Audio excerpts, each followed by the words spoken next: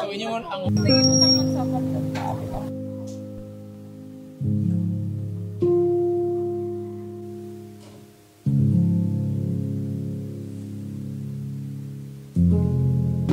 si Mama 94 na edad karon pa mahitabo ma'am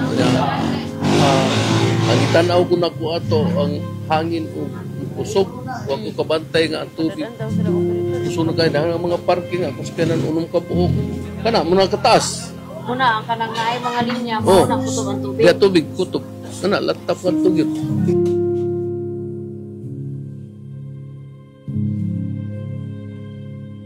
First time, wag mi magtuumang kay dayo ra bagay mo asa kanang kuan pero wag mi maapil. Wag mi mado sa hangin kay ang hangin di man kay mahangin. Wag mi magtukom baha ba tubig ba ang muko anang mo.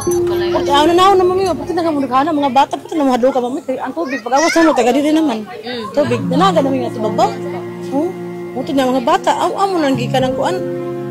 Ida nagkurugos ka hadlok.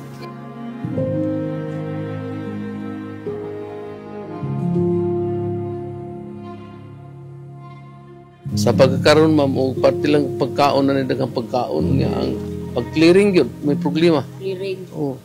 Kaya ang barangay hall mismo di pa masudlan. Di pa masudlan karon naglimpyo pa.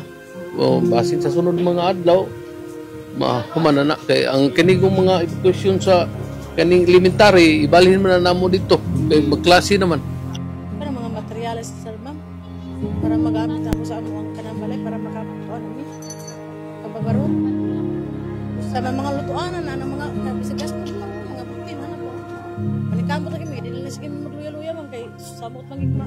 What time?